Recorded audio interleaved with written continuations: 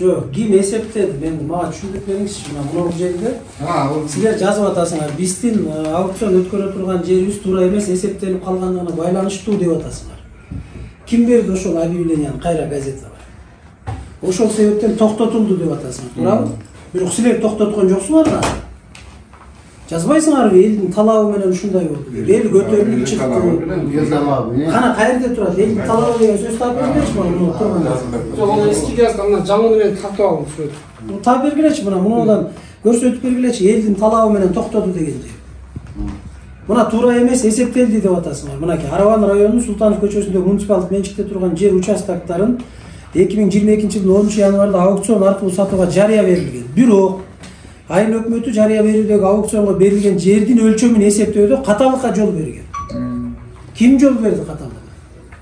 Жер адиспи? Ким? Жок. Айыл өкмөт Элде талабын аткарыш максатында. Жок, эми кана анда элдин талабы деп жазбайсыздар. Значит, мына жерди каталыкка эсептеп аукционго койгон киши ким? Айыл өкмөтпү же айылдык айыл өкмөттүн жер адиси? Значит, бирөө бул жерде жазасын тартыш керек да. Туура эмес өлчөп, айыл өкмөттү заблужденияга киргизип атабы? Кимди алдап жерди саткан жатат? Ким күнөөлүү мына? Не себеп болду 54 соту жерди сатканыңыздарга? Не себеп болду? Эмне себептен 54 сотуну сатышка муктаж болдуңар? Эмне айлык жокпу? Же эмне болду? Төлөнбөй калдыбы? Не себептен? Жер эле болсо сата бересиздер. Жер эле болсо сата бересиздер. Айыл өкмөттүн кылар кызматы бул эмне? Жер сатышпы? Не элек? Канча көйгөй турат айыл өкмөттү жасай турат? Көмүр база кылып өз көрген жер да. Ичиндеги баягы база турган жер. Сиз айттыңыз го, бу жерде аренда береби, бербейби депчи. Атурабы? Ошо жер да. Жок, эми ошол жерди ушинтип сатыш керекпи сөз жок. Эми биз дагы ушу балдар нымалар, значит, инвестиция алып келсин, мындай абалда туруп алсын, мамлекетimiz өнүксүн дегенде максатта эле. Кана кайсы инвестиция? Мага көрсөтүңүзчү. Сизге кайрылган айыл өкмөт катары сизге кайрылган инвестицияны көрсөтүңүзчү. Бир инвестор келди мага. Ушундай долбоор алып келди. Айыл өкмөттү өнүктүргөнгө мүмкүнчүлүгү бар экен. Мынча салык төлөйт экен, мынча жумушчу орун түзөт экен, элге иштейт деген. Мага көрсөтүңүзчү. Мен ушун үчүн анан ушул жерди сатыкка койдум. Кана балдар бар. Кана Биз өкөлдө той чаткарыш менен дагы беребиз да. Сүйлөштүк, ошо балдар ошо ныманы кампаны бир бөлмөсүнө. Анда ачык эле айтпайсыңар, ошо балдарга сатабыз деп. Эмне? Жок, мыйзамда только через акцион да. Жок, ошо через аукцион кылып мыйзамдаштырып сатып атпайсыңарбы? Анан эмне элдин башын ортуп атсыңар анан? Элге айтпайсыңарбы ачык эле анда? Жаштар, элдер, мына ушул балдар келип ушу жерге инвестиция салабыз деп атат. Эгер салдырып алсак, айыл өкмөткө ушундай пайда экен. Ушундан айыл өкмөтүбүз жылына мынча акча табат экен. Мына мен ошону силердин алдыңарга салып туруп ушул жерди саталык деп. Эгер айыл өкмөткө пайдасы болсо элдер жок дебейт да, туура? Ошондой деп айттык. Качан? Ана протокол бериңизчи мага элди жыйын. Биринчиде сатылып атат. 1 минут. Мен Тургузович, бул маселе боюнча бизге ушул октябрь айылынын тургундарынын атынан кат түштү. Анан сразу бир реакция кылып биз бул жакты чакырдык, ошол жерде разбор кылдык. Бул илгери колхоздун менчиги. Анан 4 мындай айтканда айыл чарба кооперативи болуп, ошол мезетте түзүлүп, 4төнү бөлүнүп кеткен экен. Анан булар менен биз тактап айттык. Эми мүлк действительно кооперативдерге, бирок жер мыйзам боюнча сатып алыш керек. Бирок приоритет ошол эмеге бериш керек, ошол ээлеринечи.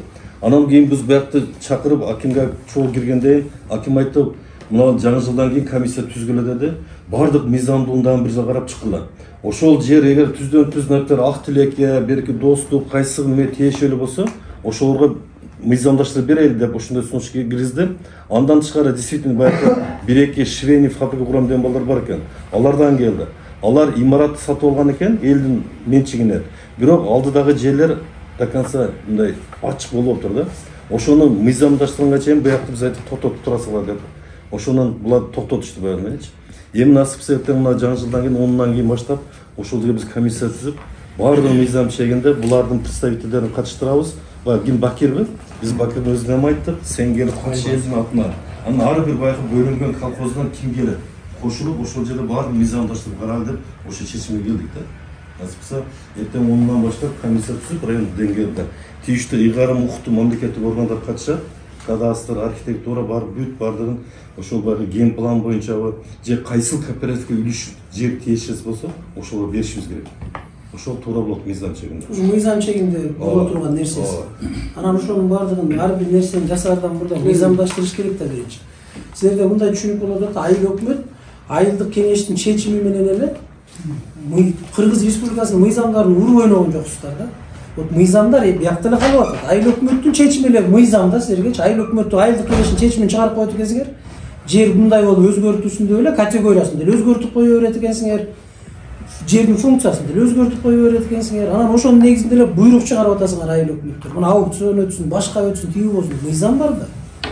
Айыл өкмөт биринчи өзүнүн функционалдык милдетин билиш керек. Айыл өкмөттүн милдети кайсыл, жоопкерчилиги каерден бүтөт, чек арасы. Мына ушул жерден биягына мен жооп бере албайм, биякта мыйзам иштейт. Меники ушул жерге чейин деген нерсени биринчи билиш керек. Анан мындай аракеттер жүрүш керек азыр.